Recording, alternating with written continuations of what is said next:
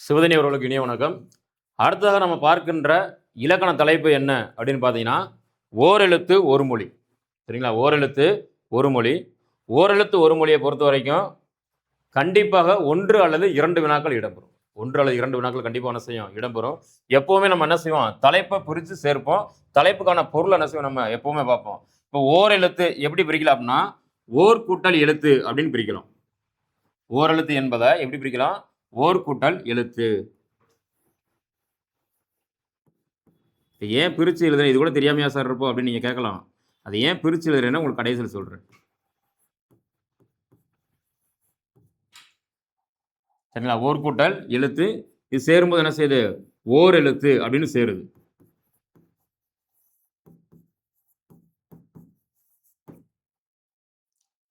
மெய்யெழுத்தும் உயிரெழுத்தும் சேருவதற்கான விதி ஏற்கனவே சொல்லியிருக்கோம். உடல் மேல் உயிர் வந்து ஒன்றுவது இயல்பு. முதல் விதி என்னது? உடல் மேல் உயிர் வந்து ஒன்றுவது இயல்பு. ஒரு மெய்யெழுத்தும் உயிரெழுத்தும் சேருவதற்கான விதி இதுதான். உடல் மேல் உயிர் வந்து ஒன்றுவது இயல்பு.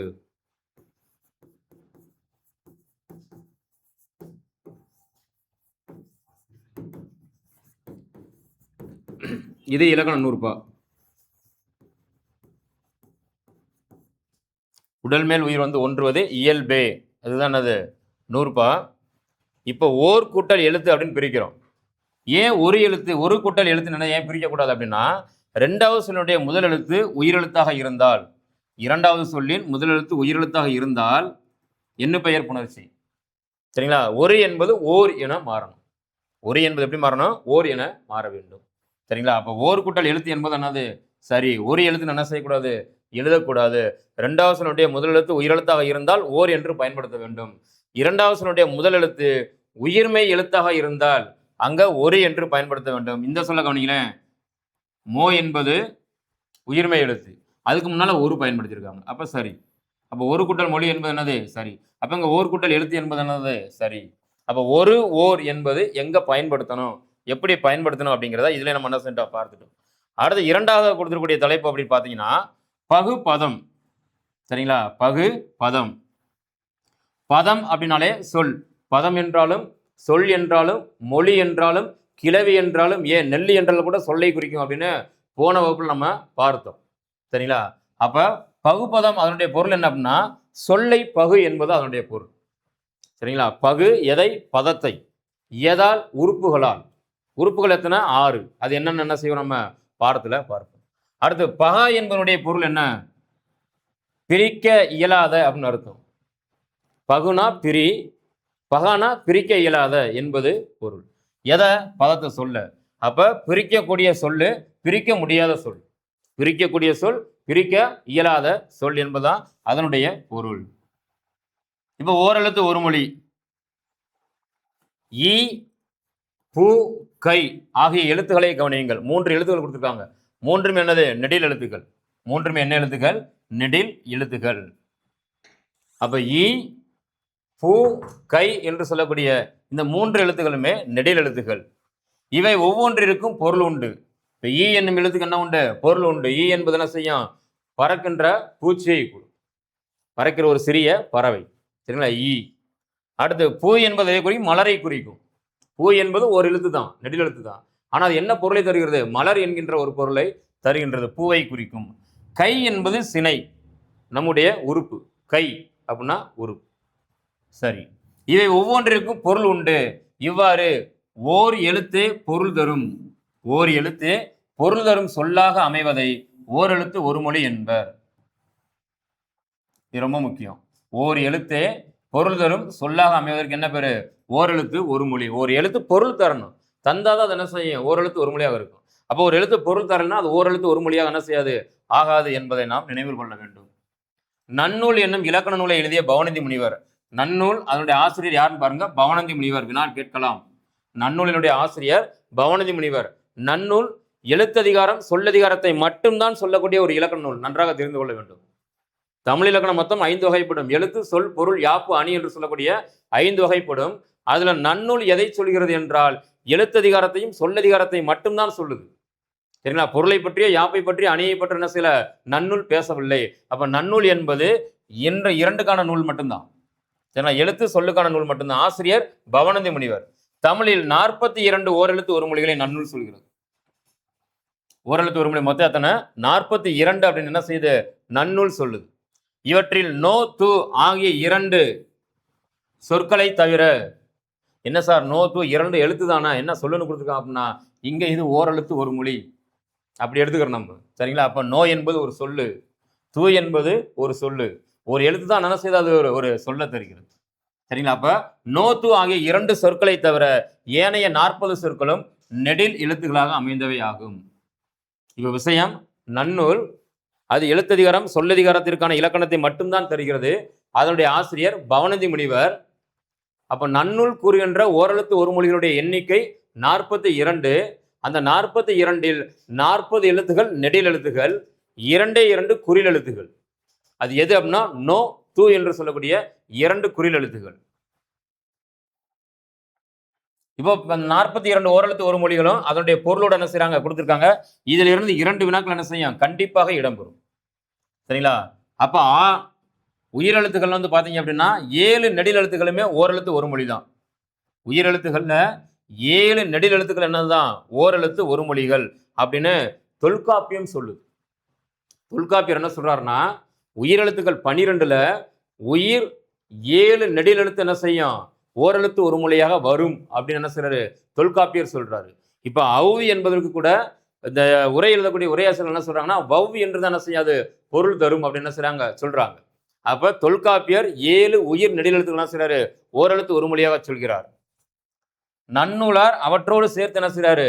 உயிர்மை எழுத்துக்களையும் சேர்த்து என்ன செய்றாரு? 42 அப்படின்னு தன்னுடைய நன்னூல் என்ன செய்றாரு? பவனந்தி முனிவர் சொல்றார். அப்ப என்பது எதை குறிக்கும் அப்படின்னா பசுவை குறிக்கும். என்பது என்ன செய்யும்? கொடு. ஈதல்னா கொடுத்தல் என்பது பொருள். என இறத்தல் எளிதென்று, என இறத்தல் அதனினும் இழிந்தென்று பாடல் உண்டு நம்மகிட்ட. சரி, அப்ப ஈதல் என்னது? கொடுத்தல். என்பது கொடுத்தல் என்கின்ற பொருளை தருகிறது. என்பது இறைச்சி என்ற பொருளை தருகிறது. என்னது? ஊன், இறைச்சி. ஊன் என்பது என்னது? இறைச்சியை குறிக்கக்கூடியது. என்பது அம்பை குறிக்கிறது. சரிங்களா? வில் அம்பு இருக்குல்ல, அம்பை குறிக்கக்கூடிய என்னது? ஓரெழுத்து ஒரு மொழி என்பது. என்பது தலைவன் என்கின்ற பொருள். அப்படின்னு ஒரு படமே வந்துச்சு. என்பது எதை குறிக்கும்? தலைவன் என்ற பொருளை குறிக்கிறது. என்பது மதகு நீர் தாங்குகின்ற பலகைக்கு என்னது? என்பது மதகு நீர் தாங்குகின்ற அந்த பலகைக்கு என்ன பேரு? என்கின்ற அந்த ஓரெழுத்து மதகு நீர் தாங்கும் பலகை என்ன செய்து குறிக்கிறது. கா என்பது சோலை. கான் காடு, சோலையை குறிக்கக்கூடியது. கான் என்னது? சோலை. கூ என்பது பூமியை குறிக்கிறது. கூ என்பது என்ன செய்து? பூமியை. கை என்பது ஒழுக்கம். கை என்பதற்கு என்ன பொருள்? ஒழுக்கம். சரிங்களா? அதனாலதான் வாழ்க்கை என்பது பெயர். வாழ்க்கை என்பதனுடைய பொருள் என்ன அப்படின்னா, வாழ்தல். எப்படி வாழ்தல் வேண்டுமா? ஒழுக்கத்தோடு எவன் வாழ்கின்றானோ அவனுக்கு தான் அது வாழ்க்கை. அப்போ ஒழுக்கம் தவறினால் அது வாழ்க்கை அல்ல. அப்படி இருக்கக்கூடாது. அப்போ வாழ்க்கையிலே ஒழுக்கம் உண்டு. கை என்பதற்கு என்ன பொருள்? ஒழுக்கம் என்பது பொருள். ஒழுக்கத்தோடு நாம் வாழ வேண்டும். ஆகையினாலதான் அதுக்கு என்ன பேரு? வாழ்க்கை என்பது பெயர். கோ என்பது அரசனை குறிக்கும். கோன் அப்படின்னு சொல்றோம்ல, கோன்னா அரசன். சா அப்படின்னா இறந்து போ என்பது பொருள். இல்லைன்னா சாகாம இருக்க சா அப்படின்னு சொல்றோம்ல, அப்ப என்னது? இறந்து போ அப்படின்னு அர்த்தம். சி அப்படின்னா இகழ்ச்சி. சி இதை போய் வாங்கிட்டு வந்த. சி அப்படின்னா என்னது? ஒரு இகழ்தல் பொருள். சரிங்களா? சே என்பது உயர்வு. சே என்பது என்னது? உயர்ந்த, உயர்வான அப்படின்னு அர்த்தம். சோ என்பது மதிலை குறிக்கும். சோ என்பது என்னது? உயர்ந்த மதில்களை குறிக்கக்கூடிய என்னது? சோ என்பது பொருள். அடுத்து தானா கொடு. எனக்கு தான் கேட்கிறோம்ல, கொடு என்கின்ற பொருளை தரக்கூடியது. தீனா நெருப்பு. தூணா தூய்மையை குறிக்கக்கூடியது. தூ அதுலேயே இருக்கு. அதனால ஈஸி என்ன நம்ம மனதில் வைத்துக் கொள்ளலாம். தே என்பது கடவுளை குறிக்கும். அதனாலதான் தே வாரம். தே குட்டல் ஆரம் என்ன செய்ய நம்ம பிரிக்கும். தெய்வத்திற்கு சூட்டப்படும் பாமாலைக்கு என்ன பேரு? தேவாரம் என்பது பெயர். பூக்களால் சூடினால் மாலை வாடிவிடும் என்று, பூக்களால் சூடினா பூமாலை வாடிவிடும் என்று செய்யுள் பாக்களால் சூடிய பாமாலை எது? தேவாரம். சரிங்களா? அப்ப தே என்பது தெய்வத்தை குறிக்கக்கூடியது. தெய்வத்திற்கு சூட்டப்படும் பாமாலை என்பது அதனுடைய பொருள். தை என்பது தைத்தல் பொருள். அதை தை அப்படின்னு சொல்றோம்ல, அப்படின்னா தச்சிரு அப்படின்னு அர்த்தம். நா என்பது நாவை குறிக்கும். நாக்கு. நீ அப்படின்னா முன்னிலை உரிமை. சரியா? நீதான் எடுத்த. நீ என்பது முன்னிலை உரிமை. நே அப்படின்னா நேசம், அன்பு. நேயம் அல்லது நேசம் அப்படின்னு அர்த்தம். அன்பு. நைனா இழிவு. நைனனது இழிவு. நோ அப்படின்னா வறுமை. நோ என்பதற்கு என்ன பொருள்? வறுமை என்பது பொருள். பா அப்படின்னா பாடல். பா 4. வெண்பா, ஆசிரியப்பா, வஞ்சிப்பா, கலிப்பா அப்படின்னு சொல்றோம்ல. ஏன் 6வது ஒரு பா உண்டு, அது என்ன அப்படிங்கிறத கமெண்ட்ல சொல்லுங்க. பா மொத்தம் 4, 5வது ஒரு பா உண்டு, அது என்னப்பா அப்படிங்கிறத செய்யுங்க கமெண்ட். வெண்பா, ஆசிரியப்பா, வஞ்சிப்பா, கலிப்பாவை தாண்டி பிற்காலத்தில் ஒரு பா வந்துச்சு, அது என்னப்பா அப்படின்னு சொல்லுங்க. ரைட். அடுத்து பூ என்பது என்ன செய்யும்? மலரை குறிக்கும். பே என்பது மேகத்தை குறிக்கிறது. பே என்பது என்ன செய்யுது? பூ மலரை குறிக்கிறது. பேனா பெய்தல். மேகம் மேகம் என்ன செய்யும்? மழை பெய்விக்கும். பே அந்த இதை ஞாபகத்தில் வச்சுக்கலாம் நீங்க. பை என்பதற்கு இளமை என்பது பொருள். பைந்தமிழ் பசுமை கூட்டல் தமிழ். சரிங்களா? பை தமிழ் பசுமை கூட்டல் தமிழ். அப்ப பசுமை என்பது இளமை குறிக்கும். அப்ப பை என்பது இளமைக்கான. போ அப்படின்னது செல் என்பது பொருள். போ செல். மா என்பது இங்க மாமரத்தை குறிக்கும். மா அப்படின்னா மாமரம். மா பலா வாழை முக்கணி சொல்றோம்ல. மீ அப்படின்னா வான் என்பது பொருள். மீ அப்படின்னாலே உயர்வா இருக்கிறது. அப்ப வான் என்பது அதனுடைய பொருள். மூணானது மூப்பு வயது முதிர்தல். மே என்றாலும் அன்புதான். நல்லா ஞாபகம் வச்சுக்கோங்க. கொடுத்திருக்கக்கூடியதுல நே என்றாலும் அன்பை குறிக்கிறது, மே என்றாலும் என்ன செய்யுது? அன்பை குறிக்கின்றது. வினா எப்படி கேட்கலாம் அப்படின்னா, நே மே ஆகிய ஓரெழுத்து உரிமைகள் ஓரெழுத்து ஒருமொழிகள் குறிப்பிடும் பொருள் அப்படின்னு கொடுத்துட்டு என்ன கொடுத்துக்கலாம்? அன்பு, பண்பு, அப்புறம் மதில், இழிவு, ஏதோ ஒரு 4 ஆப்ஷன் சில விடை குறிப்புகளை கொடுக்கலாம். அப்ப நே என்றாலும் மே என்றாலும் இரண்டும் எதை குறிக்கிறது? அன்பை குறிக்கக்கூடிய ஓரெழுத்து ஒருமொழிகள். அடுத்து மை. மைனானது அஞ்சனம். கண்ணுக்கு மை திட்டுறோம்ல, அஞ்சனம் என்பது பொருள். மைனா கண்ணுக்கு மை திட்டல, அஞ்சனம். மோனானது முகர்த்தல். மோத்தல் அப்படின்னு சொல்றோம்ல, முகர்த்தல். மோனா மோத்தல். யானா அகலத்தை குறிக்கக்கூடியது. யா அகலமான அப்படின்னு அர்த்தம். வானா அழைத்தல் பொருள் இருக்கக்கூடியது. வா என்பது அழைத்தல் பொருள். வி அப்படின்னா மலர். சரிங்களா? வி என்பது மலர்ந்த பூவை குறிக்கக்கூடிய, நல்லா மலர்ந்திருக்கக்கூடிய பூக்கு தான் என்ன பேரு? வி என்பது பெயர். வை என்பது புல்லை குறிக்கும். வை அப்படின்னா புல். வைனா ஒரு இடத்துல வைக்கிறது, வைனா திட்டுறது, நிறைய பொருள் இருக்கு. இங்க வை என்பது என்ன செய்யுது? புல்லை குறிக்கிறது. வவ் என்பதற்கு கவர் என்பது பொருள். வவ் என்பதற்கு என்ன பொருள்? கவர் என்பது பொருள். சரிங்களா? தொல்காப்பியர் என்ன சொல்றாருன்னா, உயிரெழுத்துகள் 7மே என்ன செய்யும்? ஓரெழுத்து ஒரு மொழியாக வரும் அப்படின்னு சொல்ற. உயிரெழுத்துகள் 12ல 7 எழுத்துக்கள் நெட்டெழுத்துக்கள் என்ன செய்யும்? ஓரெழுத்து ஒரு மொழியாக வரும். அதுல கடைசியில் அவ்வையும் சொல்றாரு, இந்த அவ்வு என்ன செய்யும்? ஓரெழுத்து ஒரு மொழியாக வரும் அப்படிங்கிறாரு. சரிங்களா? இந்த அவ்வு தனியாக என்ன செய்யறதுல ஓரெழுத்து ஒரு மொழியாக வருவதில்லை.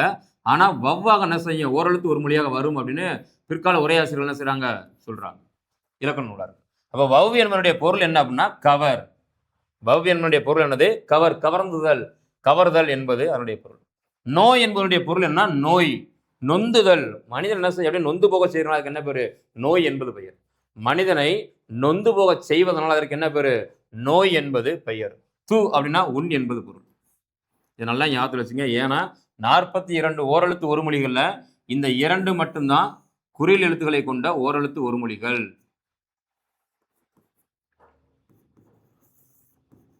40 எழுத்துக்கள் என்னது? நெடில் எழுத்துக்கள். குறில் இந்த 2 மட்டும்தான். அப்போ நோ அப்படின்னா நொந்துதல், நோய்வாய்ப்படுதல். நோ என்பது என்னது? நோய். தூ அப்படின்னது உன் அப்படின்னு அர்த்தம். தூணானது உன், உணவை உன் அப்படின்றது அர்த்தம். இந்த மாதிரி ஓரெழுத்து ஒரு மொழிகள் மொத்தம் எத்தனை இருக்கு?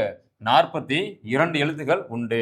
42 எழுத்துக்கள்லையும் ஏதாவது கொடுத்து என்ன சொல்லலாம்ட்ட பொருள் கேட்கலாம், அல்லது பொருளை கொடுத்து விட்டு இதை குறிக்கக்கூடிய ஓரெழுத்து ஒரு மொழி எதுன்னு என்ன செய்யலாம் நம்மட்ட வினா எழுப்பலாம்.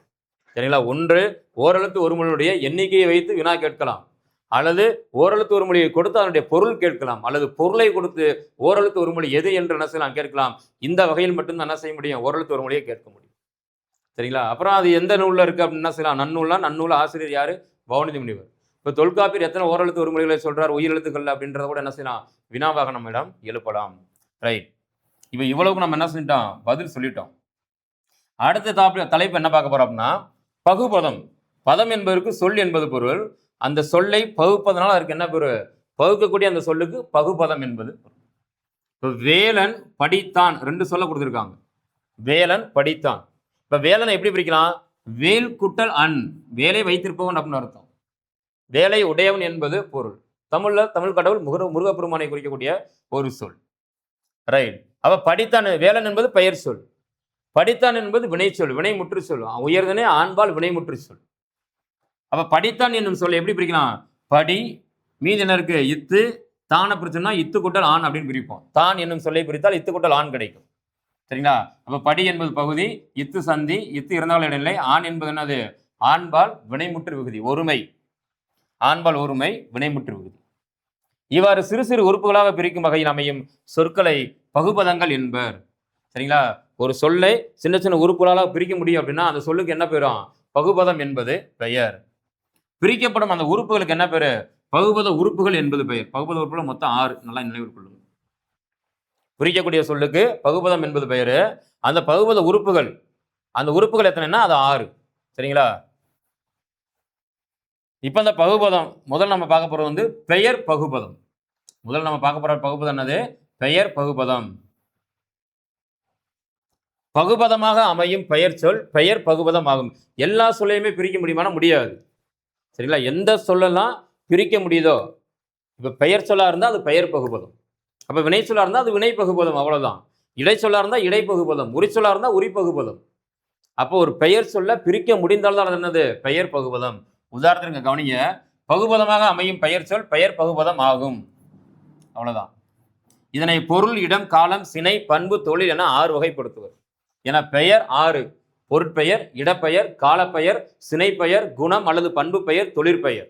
மொத்தம் 6 வகையான பெயர். 6 வகையான பெயர் சொற்கள் இருக்கு. 6 வகையான பெயர் சொற்கள் என்ன செய்ய முடியுமா? பகுக்க முடியும் அப்படின்னு சொல்றாங்க. அப்ப பொருள், இடம், காலம், சினை, பண்பு, தொழில் என 6 வகைப்படுத்துவார். இப்ப பொருட்பெயர், பொன்னன், உயிர் உள்ள ஒரு பொருள், மனுஷன். எப்படி பிரிக்கலாம்? பொன் குட்டல் அன் என்று பிரிக்கலாம். பொன் குட்டல் அன் என்று பிரிக்கலாம். சரி, இந்த பொன் குட்டல் அன் சேரும்போது பொன்னன்னு சேரணுமே. ஐயா, நீங்க சொன்ன விதிப்படி ஒரு மெய் எழுத்தும் உயிர் எழுத்து இருக்கு. அப்போ உடல் மேல் உயிர் வந்து ஒன்றுவது இயல்பு என்னும் விதிப்படி இன் குட்டல் ஆவ சேர்த்தோம்னா பொன்னன்ல வருது. எப்படி பொன்னன் மாறும் அப்படின்னா அதற்கு ஒரு விதி உண்டு. இப்ப தனிக்குறில் முன்னால ஒரு ஒற்றெழுத்து உயிர் வந்தா அந்த ஒற்றெழுத்து என்ன செய்யும்? ரெட்டிக்கும். ரெண்டுன்னு போட்டுரு. ரெட்டிக்கும். எப்படி ரெட்டிக்கும் அப்படின்னா போ இன் கூட்டல் அன் அப்படின்னு மாறும். சரிங்களா? தனிக்குறில் முன் ஒற்று உயிர் வரின் இரட்டிக்கும். இந்த ரெட்டெழுத்து என்ன செய்யுமா? இரட்டிக்கும். அப்ப இரட்டி சரிச்சா? இப்ப நம்ம என்ன செய்யணும்? அடுத்த விதியை பயன்படுத்தணும். என்ன விதி? உடல் மேல் உயிர் வந்து ஒன்றுவது இயல்பு. இன் குட்டல் என்ன செய்யும்? நாவா மாறி மீதி இருக்கிற எழுத்தப்புறம் எழுதுங்க. அப்படியே பொன்னன் என்று மாறும். சரிங்களா? நீங்க ஏன்னா ஒரு சொல்ல பிரிக்க தெரிஞ்சா மறுபடியும் என்ன செய்யணும்? இலக்கண நூற்பாப்படி சேர்க்க தெரியணும். சரிங்களா? பிரிக்கவும் தெரியணும். இலக்கண நூற்பாக்களை வைத்து அந்த சொல்ல என்ன செய்யணும்? நமக்கு சேர்க்க தெரியணும். ஏன்னா விதிகளை கொடுத்து கூட என்ன செய்யலாம்? ஒரு வினா நம்மிடம் எழுப்பலாம். அப்ப T30 தமிழ்ல 30க்கு 30 வாங்கணும் அப்படின்னா இலக்கணத்துல ஒரு வினா கூட என்ன செய்யக்கூடாது? நம்ம விட்டு விட கூடாது. எப்படி கேட்டாலும் நமக்கு என்ன செய்யணும்? பதில் எழுத தெரியணும். அடுத்து நாடன், நாடு குட்டல் அன் அப்படின்னு பிரிக்கிறாங்க. இது இடப்பொருள், இடம் சார்ந்தது. சரிங்களா? குறிஞ்சி நாடனா, முல்லை நாடனா, மருதநிலத்து நாடனா, சரிங்களா, அல்லது நெய்தலா, பாலையா, எந்த இடம் சார்ந்தது? சரிங்களா? அப்ப நாடன் எப்படி பிரிக்கலாம்னா நாடு குட்டல் அன் அப்படின்னு பிரிக்கிறாங்க. இப்ப நாடு என்பது என்ன வகை குற்றியல் வரும் உங்களுக்கு தெரியும். நாடு என்பது ஏன்னா 2 எழுத்து கொண்ட ஒரு சொல்லு. அதுல முதல் எழுத்து நெடில் எழுத்தா இருக்கு. 2வது எழுத்து கடைசியா இருக்கக்கூடிய எழுத்து குற்றியல் ஒரு எழுத்துல ஒன்னா இருக்கு. கூ, சு, டு, து, பூரு என்று சொல்லக்கூடிய 6 வகை எழுத்துக்களை ஒன்றாக இருக்கு. அப்ப இது என்னது? நெடில் தொடர் குற்றியல் உரம். அப்ப நாடு குட்டலான் நாடன் அப்படின்னு என்ன செய்யணும்? சேரணும்.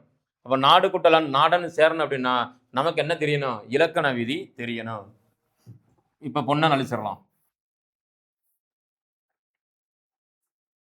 அப்ப நாடு குட்டல் அன், அப்ப குற்றியல் உரம். குற்றியல் உரத்துக்கான விதி என்ன அப்படின்னா உயிர்வரின் உக்குரல் மெய்விட்டு ஓடும். சரிங்களா? 2வது சொல்லுடைய முதல் எழுத்து உயிரெழுத்தா இருந்துச்சுன்னா முதல் சொல்லுடைய இறுதியில் இருக்கக்கூடிய உகரம் கெடும், மெய்யை விட்டு ஓடிருமா. அப்ப உயிர்வரின் உக்குரல் மெய்விட்டு ஓடும். விதியவன எழுதிடவா? உயிர்வரின் உக்குரல் மெய்விட்டு ஓடும்.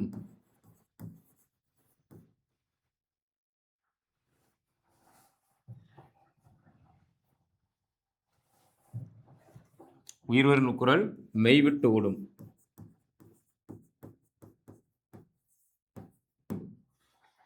எப்படி? நாடு இந்த டூல இருக்கக்கூடிய இட்டு கூட்டல் ஊ, உகரம் இந்த மெய்யை விட்டுட்டு ஓடிடும். அப்போ மீதி என்ன இருக்கும்? நாட் கூட்டல் அன். அவ்வளோதான் விஷயம். சரிங்களா? அப்புறம் மெய்யெழுத்து உயிரெழுத்து சேர என்ன விதி? உடல் மேல் உயிர் வந்து ஒன்றுவது இயல்பு என்னும் விதிப்படி டா வந்து இட்டு கூட்டலாம், டாவா மாதிரி மீதி இருக்கிற எழுத்து என்ன எழுதுங்க. அவ்வளோதான், நாடன். வேலை முடிஞ்சு போச்சு. இப்போ குற்றியல் உற புணர்ச்சியுடைய விதி என்னது? உயிர்வரி நுக்குரல் மெய்விட்டு ஓடும். இதுதான் முதல் விதி. குற்றியல் உரத்துக்கு முதல் விதி இதுதான். உயிர்வரி நுக்குரல் மெய்விட்டு ஓடும். அப்போ நாடு கூட்டல் நாடன் பிரிச்சுட்டோம். அது எப்படி சேர்க்கிறோம்? உயிர்வரி நுக்குரல் மெய்விட்டு ஓடும், உடல் மேல் உயிர் வந்து ஒன்றுவது இயல்பு என்னும் 2 விதிப்படி என்ன செய்யறத சேர்த்துட்டோம். ரைட். இது என்னது? இடத்தை குறித்து வரனால என்னது? இடப்பெயர். இடப்பெயர் பகுபதம். அடுத்து காலம். சித்திரையான் பெயர் வைப்பாங்க. காலத்தின் அடிப்பில் என்ன செய்வாங்க? சித்திரையான் அப்படின்னு பெயர் வைப்பாங்களா? சித்திரை மாதத்தில் பிறந்தவன். இங்க நல்லா கவனிங்க. இருக்கூட்டல் ஐ. இருக்கூட்டல் ஐ. இங்கேயும் உயிரெழுத்து, இங்கேயும் உயிரெழுத்து. இப்ப முதல் சொல்லின் இறுதியிலையும் உயிரெழுத்து இருக்கு, 2வது சொல்லின் முதல் எழுத்து உயிர் இருக்கு. சரிங்களா? நிலைமொழியின் ஈற்றிலும் உயிர், 2வது சொல்லுடைய முதல் என்னது? உயிர். உயிர் உயிரும் சேருமானா சேராது. சரிங்களா? ஒரு மின்விசிறி இயங்கணும் அப்படின்னா, ஃபேன் சுத்தணும் அப்படின்னா, ஒரு மெயின் இருக்கணும், ஒரு எர்த்து இருக்கணும், ஒரு பிளஸ் ஒரு மைனஸ் இருக்கணும். அதுதான் பிசிக்ஸ். சரிங்களா? ரெண்டுமே பிளஸ் இருந்தால் என்ன ஆகும்? காயில் அடியாயிரும், ஃபேன் சுத்தாது, புகஞ்சிரும். அப்போ ஒரு பிளஸ் ஒரு மைனஸ் தேவை. இங்க ரெண்டுமே பிளஸ்ஸா இருக்கிறதுனால சேரலை. அப்போ இடையில என்ன தேவை? ஒரு மெய் தேவை. இது ரெண்டையும் சேர்க்கிறதுக்கு. அந்த மெய் தான் உடம்படு மெய். அந்த மெய் தான் என்னது? உடம்படு மெய். அப்போ உடம்படு மெய்கள் எத்தனை? உடம்படு மெய்கள் தமிழ்ல 2. உடம்படு மெய் என்னென்ன? யகர உடம்படு மெய், வகர உடம்படு மெய் 2. அப்ப இதுக்கான விதி என்ன? இ இ ஐ வழி யவும் இ இ ஐ வந்தா யகர உடம்படு மெய்யும், ஏனைய உயிரெழுத்து வந்தா வகர உடம்படு மெய்யும், ஏ என்ற எழுத்து ஒரு சொல்லின் இறுதியில் வந்தா யகர உடம்படு மெய்யும் பயன்படுத்தலாம், வகர உடம்படு மெய்யும் பயன்படுத்தலாம். சே குட்டல் ஓன் சேயோன், சே குட்டல் அடி சேயடி, சே குட்டல் அடி சேவடின்னு எழுதலாம், தவறு இல்லை. ஏன்னா இலக்கண நுட்பம் அப்படி இருக்கு. நம்ம எப்படி வேணா பொருத்தணுமோ பொருத்திக்கிறலாம். அப்போ உடம்படு மெய்க்கான விதி என்னது? உடம்படு மெய்யுடைய விதி இ ஐ வழி யவும், ஏனைய உயிர் வழி வவும், ஏ முன் இவ் இருமையும். இங்க என்ன இருக்கு? ஐ இருக்கு. இ இ ஐ வந்துச்சுன்னா யகர உடம்படு மெய்யை பயன்படுத்து அப்படின்னு இலக்கண நுட்பா சொல்லுது. அப்ப சித்திரை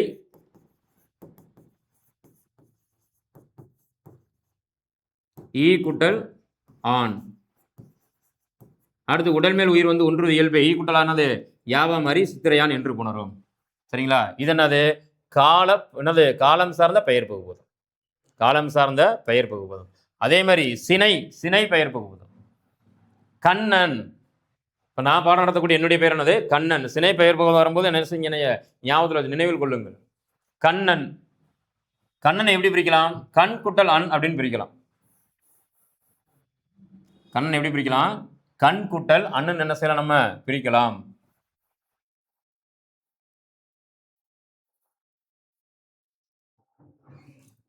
அப்ப அது சினை. கண் என்பது என்னது? உறுப்பை குறிக்கிறது. அப்ப தனி குறியில் முன் ஒற்று உயிர்வரின் என்ன செய்யும்? இரட்டிக்கும் என்பது அது விதி. சரிங்களா? அப்ப கண் குட்டலன் எப்படி பொன்னனுக்கு எழுதுமோ அதே தான் கண்ணனுக்கும். ரைட். அப்ப சினை உறுப்பை என்ன செய்ய முடியும்? பிரிக்க முடியும். சினை பகுபதம், சினை பெயர் என்ன செய்ய முடியும்? பகுக்க முடியும். அடுத்து பண்பு பெயர். இனியன், தமிழ் இனியன் அப்படின்னு பெயர் இருப்போம். அவன் எப்படிப்பட்ட தன்மை உடையவன்? இனிமை தன்மை உடையவன். ஆகையினால் அவனுக்கு என்ன பேரு? இனியன் என்பது பெயர். இது பண்பு பெயர். மை விகுதி வந்துட்டால் என்னது? பண்பு பெயர். மை விகுதி வந்துட்டால் என்னது? பண்பு பெயர். சரிங்களா? அப்ப மை விகுதி என்பது பண்பை குறிக்கிறது. சரிங்களா? அப்ப ஈறுபோதல், இந்த மாதிரி பண்பு பெயர் வந்துச்சுன்னா அதுக்கு முதல் விதி என்னது? ஈறுபோதல்.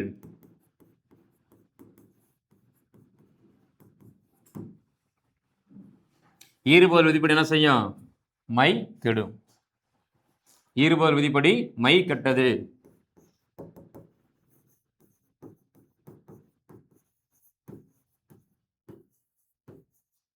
மை கெட்டது. அப்ப இனி குட்டல் அன், இங்கேயும் உயிரெழுத்து ஈட்டல, இங்கேயும் உயிரெழுத்துங்க. இனியில் என்ன இருக்கும்? இன் குட்டல் ஈ தான் இருக்கும். இது உயிரெழுத்து, இது உயிரெழுத்து. இப்போ மேலே சொன்னோம்ல, உயிரும் உயிரும் சேராது, உயிரையும் சேர்க்கின்றது ஒரு மெய் தேவை. அந்த மெய்க்கு தான் என்ன பேரு? உடம்படு மெய். அந்த உடம்படு மெய் யகர உடம்படுமை, வகர உடம்படுமை என 2 வகைப்படும். அப்ப ஐ வந்துச்சுன்னா என்ன செய்ய? யகர உடம்படுமையை பயன்படுத்த. அப்ப கூட்டலானது யாவா மாதிரி இனியன் என்று புணரும். வேலை முடிஞ்சு. இந்த மாதிரி பண்பு சொல்ல என்ன செய்ய முடியும்? பகுக்க முடியும். இது பண்பு பெயர் பகுபதம். அடுத்து தொழிற்பெயர்ல என்ன உண்டு? பகுபதம் உண்டு. தொழிற் சொல்ல என்ன செய்ய முடியும்? நம்மளால பகுக்க முடியும். தொழிற்பெயர் என்ன செய்ய முடியும்? பகுக்க முடியும். என்ன சொல்லி கொடுத்துறாங்க? உழவன் உழுதல் தொழிலை செய்வதனால் அவருக்கு என்ன பேரு? உழவன் என்பது பெயர். உழுதல் தொழிலை செய்வதனால் அவருக்கு என்ன பேரு? உழவன் என்பது பெயர். உழவன் எப்படி பிரிக்கலாம்? உழவு கூட்டல் அன் அப்படின்னு பிரிக்கலாம். உழவன் எப்படி பிரிக்கலாம்? உழவு கூட்டல் அன் என்று என்ன செய்யலாம்? பிரிக்கலாம். இது இந்த உழவு என்பது என்ன வகையான சொல் அப்படின்னு பாத்தீங்கன்னா, உழவு என்பது முற்றிய லுகர சொல். அதோட சொல்லு முடிஞ்சு போயிருச்சு. உழவு. ரெண்டாவது குற்றியலுகரம் கிடையாது. ஏன்னா குற்றியலுகரமா இருந்தா என்ன செய்யணும்? கு சு டு து பு ரு என்று சொல்லக்கூடிய இந்த 6 எழுத்துக்கள் ஒரு சொல்லினுடைய இறுதியில் வரணும். இங்க அந்த குசுடு துபுரை இல்ல. இங்க உகரத்துல முடிஞ்சிருக்கு. உகரையற்ற சொல் ஆனாலும் ஆகையினால் என்னது? உளவி என்பது அதோட அந்த சொல் என்ன செஞ்சிருச்சு? முற்றுப்பட்டுருச்சு. அதனால என்னது? உளவி என்பது முற்றிய லுகரம். அப்ப முற்றிய லுகரத்துக்கு என்ன விதி அப்படின்னு கேட்டீங்க அப்படின்னா, முற்றும் அற்று ஒரோ வழி என்பதுதான். தனியான ஒரு விதி கிடையாது. இலக்கண நூலர் என்ன சொல்றாங்க அப்படின்னா, நான் குற்றியல் உரத்துக்கு என்ன விதியை சொன்னேனோ அதே விதியை முற்றியல் உரத்துக்கும் நீ பயன்படுத்து. இப்ப குற்றியல் உரத்துக்கு என்ன விதி சொன்னாரு? உயிர்வரின் உக்குரல் மெய்விட்டு ஓடும் அப்படிங்கிற விதியை சொன்னார். அப்ப முற்றியல் உரத்துக்கு என்னது? முற்றுமற்று ஒரோ வழி. மேல சொன்ன அதே வழியை முற்றியல் உரத்துக்கு நீ என்ன செய்ய? பயன்படுத்து என்பது அதனுடைய பொருள். சரிங்களா? அப்ப உளவு இவு குட்டல் உ முற்றுமற்று ஒரோ வழி என்பது முற்றியல் உரத்துக்கான விதி. அப்போ உயிர்வரின் உக்குரல் என்ன செய்யும்? மெய்விட்டு ஓடும். மீதி இவ்வு இருக்கு. உடல் மேல் உயிர் வந்து ஒன்றுவது இயல்பு விதிப்படி இவ்வு கூட்டல் என்ன செய்யும்? சேர்ந்து வாவா மாறி உழவன் என்று புணரும். அப்போ தொழிற்பெயரை என்ன செய்ய முடியும்? நம்மளால பகுக்க முடியும். இந்த மாதிரி பகுபதம் பொருள், இடம், காலம், சினை, குணம், தொழில் என்று 6 என்ன செய்யும்? 6 பெயர்கள் என்ன செய்யும்? பகுக்கும். பொருட்பெயரையும் பகுக்க முடியும், இடப்பெயரையும் பகுக்க முடியும், காலப்பெயரையும் பகுக்க முடியும், சினை பெயரையும் பகுக்க முடியும், பண்பு பெயரையும் பகுக்க முடியும், தொழிற்பெயரையும் என்ன செய்ய முடியும்? பகுக்க முடியும் அப்படின்னு கொடுக்குறாங்க. அடுத்து என்ன பார்க்க போறோம்னா, வினை பகுபதம் பார்ப்போம். இப்ப பெயரை பகுத்தோம்ல, அது போல வினை செயல் என்றாலும் வினை என்றாலும் எல்லாம் ஒண்ணுதான். சரிங்களா? பகுபதமாக அமையும் வினை சொல் வினை பகுபதம் ஆகும். உண்கின்றான் அவன் ஒரு எடுத்துக்காட்டு கொடுத்துருக்காங்க. உண்கின்றான் அப்படின்னா சாப்பிட்டு இருக்கான், நிகழ்காலம். உண்கின்றான் என்னது? நிகழ்காலம். சரிங்களா? பிரசன்ட். அப்ப உண்கின்றான் அதை எப்படி பிரிக்கிறாங்கன்னா, ஒன் குட்டல் கின்று குட்டல் ஆண் அப்படின்னு பிரிக்கிறாங்க. உண் என்பது இங்க என்னது? பகுதி. உண் என்பது முதல்ல நிற்கக்கூடிய சொல்லுக்கு பகுதி. கின்று என்பது என்னது? நிகழ்கால இடைநிலை. நிகழ்கால இடைநிலை. ஈ நீ அப்படின்னு போட்டுக்கிறேன். இடைநிலை. ஆண் என்பது என்னது? வினைமுற்று. என்ன வினைமுற்று? ஆண்பால் வினைமுற்று. ஆண்பால் வினைமுற்று விகுதி இப்படி போட்டிருக்கு. ஆண்பால் வினைமுற்று விகுதி. சரிங்களா? இந்த மாதிரி பிரிக்கக்கூடிய வினை சொல் வினை பகுபதம் ஆகும். பிரிக்கக்கூடிய வினை சொல் என்னது? வினை பகுபதம் ஆகும். சரிங்களா? அடுத்து வேற ஏதாவது கேட்டா கூட படித்தான் அப்படின்னு ஒன்று எழுதிக்கிடுவோம். அவ்வளவுதான். வேற ஏதாவது எடுத்துக்காட்டு கொடுக்கணும் அப்படின்னா படித்தான். Every action should be called verb. நாம் செய்யக்கூடிய செயல்கள் அனைத்தும் வினைதான். சில படித்தான் எப்படி பிரிக்கலாம்? படி கூட்டல் இத்து கூட்டல் தானை எப்படி பிரிக்கலாம்? இத்து கூட்டல் ஆண்னு பிரிக்கலாம். அவ்வளவுதான். படி என்பது பகுதி, இத்து சந்தி, இத்து இறந்தவள இடைநிலை, ஆண் என்பது என்னது? ஆண்பால் வினைமுற்று விகுதி. வேற நீங்க ஒரு சொல் என்ன செய்யுங்க? இந்த மாதிரி எழுதி பிரிச்சு பாருங்க. அடுத்து பார்க்க போறது ரொம்ப முக்கியமானது பகுபத உறுப்புகள். சரிங்களா? பகுபத உறுப்புகள். இப்ப பகுபத உறுப்புகள் எத்தனை அப்படின்னா 6.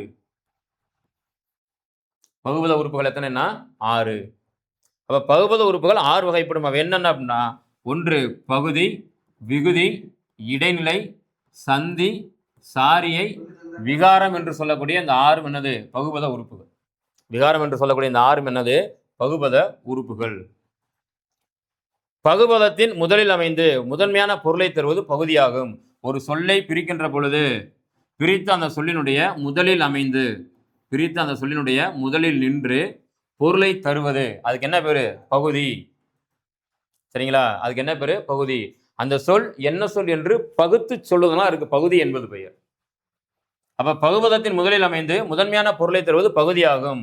வினை பகுபதத்தின் பகுதி கட்டளையாகவே அமையும். வினை பகுபதத்தினுடைய பகுதி பெரும்பாலும் எப்படி இருக்குமா? கட்டளையாவே இருக்கும். ஓடு, ஆடு, உண், இங்க பாருங்க கட்டளை தான், உன் என்பதே கட்டளை தான், உன் என்பது கட்டளை தான். அப்போ ஒரு வினை பகுபதத்துல ஒரு சொல்ல நம்ம பிரிக்கும் போது அதனுடைய பகுதி என்ன செய்யும், கண்டிப்பாக கட்டளை சொல்லாத என்ன செய்யும், இருக்கும் அப்படின்னு கொடுக்குறாங்க. இதுல இருந்து கேட்டு கூட என்ன செய்யலாம், நம்ம வினா கேட்கலாம். பகுபதத்தின் இறுதியில் அமைந்து திணை, பால், எண், இடம் ஆகியவற்றையோ முற்று, எச்சம் ஆகியவற்றையோ காட்டுவது விகுதியாகும். சரிங்களா? ஒரு சொல்லினுடைய இறுதியில் அமைந்து திணை, பால், எண், இடம், இதை நான் வச்சுங்க, திணை, பால், எண், இடம் ஆகியவற்றையோ அல்லது அந்த சொல்லு முற்று சொல்ல அல்லது எச்ச சொல்ல அப்படின்னு காட்டுனா அதுக்கு பேர் விகுதி. ஒரு சொல் என்ன சொல் என்று விளக்கி சொல்வதனால அதுக்கு விகுதி என்பது பெயர். இப்ப படித்தான் என்பது என்ன பால், ஆண்பால். சரிங்களா? படித்தான் என்பது ஆண்பால். படித்தான் என்பது என்ன திணை, உயர்திணை. ஏன்னா மனுஷன் உயர்திணை என்பனார் மக்கள் சுட்டே, அக்ரிணை என்பனார் அவரால் பிறகு. மனுஷன் மட்டும்தான் உயர்திணை, மனிதனை தவிர்த்து மற்ற எல்லாமே அக்ரிணை அப்படின்னு சொல்லிட்டாங்க. அப்ப திணை உயர்திணை. அப்ப பால் என்னது, ஆண்பால். படித்தான் என்பது ஆண்பால். என் ஒருமையா பன்மையா, படித்தான் என்பது ஒருத்தன் தான், அவன் படித்தான். சரிங்களா? அப்போ ஒருமை, உயர்திணை, ஆண்பால், ஒருமை. இடம் தன்மையா முன்னிலையா படற்கையா அப்படின்னு கேட்குறாங்க. படித்தான் என்பது என்னது, நான் படித்தான் சொல்ல முடியுமா, தவறு. நீ படித்தான் சொல்ல முடியுமா, தவறு. அப்ப யார் படித்தான், அவன். He, she, it, third person. He, she, இட்ல என்னது, தேர்ட் பர்சன். இங்கிலீஷ்ல கிராமர்ல என்ன செய்வோம் நம்ம படிச்சிருப்போம். அப்ப படித்தான் என்பது என்னது, படற்கை. அப்ப படித்தான் என்னும் சொல் உயர்திணை, ஆண்பால், ஒருமை, படற்கை, எச்சமா முற்றா. படித்தான் என்பது அந்த செயல் முடிஞ்சு போயிருச்சு, அதனால முற்று. சரிங்களா? அப்ப உயர்திணை, ஆண்பால், ஒருமை, படற்கை, வினை முற்று சொல். பகுபத உறுப்புகள் அவ்வளவுதான். அடுத்து பகுதிக்கும் விகுதிக்கும் இடையில் அமைந்து காலம் அல்லது எதிர்மறையை காட்டுவது இடைநிலை. ரொம்ப முக்கியம். பகுதிக்கும் விகுதிக்கும் இடையில் அமைந்து காலத்தையோ அல்லது எதிர்மறை பொருளையோ காட்டுவதற்கு என்ன பேரு, இடைநிலை என்பது பெயர். இந்த பகுதிக்கும் விகுதிக்கும் இடையில் அமைந்து அது என்ன காலம் அப்படின்னு காட்டினாலும் சரி அல்லது எதிர்மறை பொருளை தந்தாலும் சரி அதுக்கு என்ன பேரு, இடைநிலை என்பது பெயர். ஏன் இடைநிலைன்னா பகுதிக்கு விகுதிக்கு இடையில இருக்கிறனால அதுக்கு என்ன பேரு, இடைநிலை என்பது பெயர். இடையில் நிலை கொண்டிருப்பதனால் அதுக்கு இடைநிலை என்பது பெயர். அது காலம் காட்டும், காலம் காட்டும் இடைநிலைகள். சரிங்களா? அப்ப இங்க கின்று என்பது என்னது, நிகழ்கால இடைநிலை. அதுதான். அடுத்து என்ன கொடுக்குறாங்க அப்படின்னா சந்தினா என்னன்னு சொல்றாங்க. பெரும்பாலும் பகுதிக்கு இடைநிலைக்கும் இடையே இடம்பெறும் மெய்யெழுத்து தான் சந்தி. சந்தி வந்து பெரும்பாலும் எப்படி இருக்கும், மெய்யெழுத்தா தான் இருக்கும். இத்து சந்தி, இந்த ஆனது விகாரம் எழுதுறோம்ல, அது பெரும்பாலும் என்னது, மெய்யெழுத்து தான் சந்தி எழுத்துக்கள். பகுதிக்கும் இடைநிலைக்கும் இடையில வரும். இப்ப படித்தான் அப்படின்னு எழுதியிருக்கும்ல, எடுத்துக்காட்டே சொல்லிடுறோம் உங்களுக்கு. இந்த படித்தான்ல படி என்பது என்னது, பகுதி. இத்து என்பது என்னது, சந்தி. இத்து என்பது என்னது, இறந்த கால இடைநிலை. இடைநிலை. இப்ப இங்க அதை தான் சொல்றாங்க. சந்தி என்பது மெய்யெழுத்தா தான் இருக்கும். அது என்ன செய்யும், பகுதிக்கும் இடைநிலைக்கும் இடையில் மட்டும் வரும். வேலை முடிஞ்சு போச்சா? அடுத்து பெரும்பாலும் இடைநிலைக்கும் விகுதிக்கும் இடையே இடம்பெறும் அசை சொல் தான் சாரி. நல்லா ஞாபகத்தில் வச்சுங்க. வினா எப்படி கேட்கலன்னா இடைநிலைக்கும் விகுதிக்கும் இடையே இடம்பெறும் அசை சொல் எது அப்படின்னு கேட்கலாம். அசை சொல் டேஸ்ன்னு கொடுத்துருக்கலாம். சந்தி, பகுதி, சாரியை, விகாரம், இப்படி கூட என்ன செய்யலாம். வினாய் பார்க்கறதுக்கு எளிமையாக தான் இருக்கும். ஆனால் அந்த அசை சொல்லும்போது நம்ம என்ன செய்வோம், கொஞ்சம் குழம்புவோம். அந்த அசை சொல் என்னது, சாரியை. அப்ப இடைநிலைக்கும் விகுதிக்கும் இடையே நின்று, இப்ப உதாரணம் சொல்ல அப்படின்னா படித்தனன் அப்படின்னு ஒரு சொல் இருக்கு. ஏன்னா சாரியை வர மாதிரி ஒரு சொல் எழுதிடுறேன். படித்தனன். இதை எப்படி பிரிப்பான், படி கூட்டல் இத்து கூட்டல் இத்து கூட்டல் படித்த நன் அப்படின்னு இருக்கனால அன் கூட்டல் அன் அப்படின்னு பிரிக்கணும். எப்படி பிரிக்கணும், அன் கூட்டல் அன் அப்படின்னு என்ன செய்யணும், பிரிக்கணும். அப்பதான் படித்த நன் என்ன செய்யாது, வரும். சரிங்களா? அப்ப படி என்பது என்னது, பகுதி. இத்து சந்தி, இத்து இறந்த கால இடைநிலை. இங்க இந்த அன் என்பது சாரியை. இது அசை சொல். அப்ப கடைசியில் இருக்க அன் என்ன சார், ஆண்பால் வினைமுற்று விகுதி. கடைசியில் இருக்கிறது என்னது, ஆண்பால் வினைமுற்று விகுதி. சரிங்களா? அப்ப பெரும்பாலும் இடைநிலைக்கும் இந்த இருக்கு பாருங்க, இடைநிலைக்கும் விகுதிக்கும் இடையே, இந்த இடைநிலைக்கும் இந்த விகுதிக்கும் இடையில இது விகுதி. சரிங்களா? அப்ப இடைநிலைக்கும் விகுதிக்கும் இடையில அமைவது என்னது? சாரியை. இடையில அமைவது என்னது? சாரியை. அடுத்து விகாரம். பகுதி, சந்தி, இடைநிலை முதலியவற்றில் ஏற்படக்கூடிய அந்த மாற்றங்கள், விகாரம்னாலே மாற்றம் தான், வேறுபாடு. சரிங்களா? அந்த மாற்றத்துக்கு என்ன பேரு? விகாரம் என்று பெயர். சரிங்களா? உதாரணத்துக்கு அவங்களே ஒரு சொல்லு கொடுத்துருக்காங்க. இப்போ வந்தனன் அப்படின்னு சொல்லி கொடுத்துருக்காங்க. வந்தனன் பிரிக்கும் போது வந்தனன் நம்முடைய ரூட் வேர்டு எது அப்படின்னா வா தான். வான்னு என்ன செய்யக்கூடாது, நீங்க குறுக்களை எழுதிடக்கூடாது. அது வா என குறுகி இருக்கு. ஆனா அதனுடைய அந்த ரூட் வேர்டு என்னது? வேர் சொல் எது? அடிச்சொல். வா என்பதுதான். வா என்னும் சொல்ல இருந்து தான் என்ன செய்யுது? வந்தனன், வந்தான், வந்த, வந்தது எல்லாமே வரும். இப்போ வா என்பது என்னது? வேர் சொல். அப்ப வா என்பது வேர் சொல் பகுதி. அது வா என குறுகி இருக்கு. அடுத்து வந்தனன் இத்து. அடுத்து இந்து, இத்து குட்டல் அன் குட்டல் அன். இப்ப வா என்பது பகுதி. இது வா என்ன செய்யுது? குறுகி இருக்கனால இது விகாரம், குறுக்கல் விகாரம். இத்து வந்து சந்தி. இது இந்த என திருந்தி இருப்பது விகாரம். இத்து சந்தி, இந்தானது விகாரம். எப்படி தெரிஞ்சிருக்கான்? வா என்பது வா என குறுகி இருக்கிறது விகாரம், குறுக்கல் விகாரம். இத்து என்பது என்ன செய்யுது? இந்தாக என்ன செய்யிருக்கு? திரிஞ்சிருக்கு, திரிதல் விகாரம். சரிங்களா? அடுத்து இத்து இறந்த கால இடைநிலை. அன் என்பது என்னது? சாரி, அசைச்சொல். அன் என்பது ஆண்பால் வினைமுற்று விகுதி. அன் என்பது என்னது? ஆண்பால் வினைமுற்று விகுதி.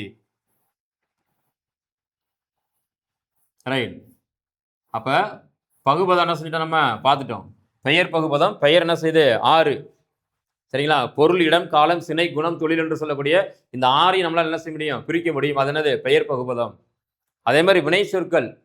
பிரிக்கக்கூடிய வினை சொற்கள் தான் என்ன பேரு? வினை பகுபதம். பிரிக்கக்கூடிய பெயர் சொற்கள் தான் என்னது? பெயர் பகுபதம். சரிங்களா? இப்ப இடைச்சொல்ல பிரிக்க முடியுமா? இடைச்சொல்ல பிரித்து பொருள் தந்தா அது இடைப்பகுதியமா எடுத்துக்கலாம். ஆனா இடைச்சொற்கள் என்ன செய்ய முடியாது? பிரிக்க முடியாது, பொருள் தராது. அதே மாதிரி உரிச்சொற்களை பிரிக்க முடியுமா? உரிச்சொற்களை பிரித்து பொருள் தந்தா அது உரிப்பகுதியமா எடுத்துக்கலாம். ஆனா பிரிக்க முடியுமா அப்படின்னா பிரிக்க முடியாது. அப்ப பெயர், வினை இந்த இரண்டையும் என்ன செய்ய முடியும்? இந்த பெயரிலும் வினையிலும் பிரிக்கக்கூடிய அந்த சொற்கள் தான் என்னது? பெயர் பகுபதம், வினை பகுபதம் என்ன செய்யும்? வரும். அடுத்து இப்ப பகுபதம் பார்த்துட்டோம். அடுத்து என்ன பார்க்க போறோம்னா பகாபதம். இப்ப பெயர், வினை, இடை, உரி 4 இருக்கு. அதுல பெயர், வினை இரண்டும் என்ன செய்யுது? பகுபதத்துக்குள் அடங்குது. மீதி பார்க்காத இரண்டு என்னது? இடை, உரி. அப்ப பகாபதம் என்பது என்னது? பிரிக்க முடியாத சொற்கள். சரிங்களா? பகாபதம் என்பது என்னது? பிரிக்க முடியாத சொற்கள். அப்ப பிரிக்க முடியாத சொற்கள் என்னது? இந்த இடை சொற்கள், உரி சொற்கள் தான். சரிங்களா? ஆனா பெயர் சொற்கள் என்ன உண்டு? பிரிக்க முடியாத சொற்கள்லாம் உண்டு. அதே மாதிரி வினை சொற்கள் என்ன உண்டு? பிரிக்க முடியாத சொற்கள்லாம் உண்டு. சரிங்களா? இப்ப கவனிங்க. பகாபதம். பகாபதம்னா பிரிக்க முடியாததுன்னு அர்த்தம், பகுக்க முடியாதுன்னு அர்த்தம். மரம், கழனி, உன், எழுது ஆகிய சொற்களை கவனியுங்கள். இவற்றை மேலும் சிறிய உறுப்புகளாக பிரிக்க முடியாது அல்லவா? இப்ப மரத்தை பிரிக்க முடியுமா? மரம் மறுக்குட்டல் அம்னா பிரிக்க முடியும்? மறுக்குட்டல் அம்னு பிரிக்க முடியுமா? மரத்தை பிரிச்சா என்ன செய்யாது? பொருள் தராது, நோ மீனிங். கழனி என்பதை என்ன செய்ய முடியாது? பிரிக்க முடியாது. உன் என்பதை பிரிக்க முடியாது. ஏன்னா அதுல என்னது? வேறு சில அடிப்படை சொற்களாக இருக்கு. மேலும் சிறிய உறுப்புகளாக என்ன செய்ய முடியாது? பிரிக்க முடியாது அல்லவா? இவ்வாறு பகுபத உறுப்புகளாக பிரிக்க முடியாத சொல் பகாபதம் எனப்படும். பகாபதம் என்றால் என்ன? பகுபத உறுப்புகளாக பிரிக்க முடியாத சொல். இவை அடிச்சொல் அல்லது வேறு சொல்லாக இருக்கும். அப்ப பகாபதம் என்பது அடிச்சொல் அல்லது வேறு சொல் தான். சரிங்களா? அடிச்சொல் வேறு சொல் ரெண்டுமே ஒண்ணுதான்.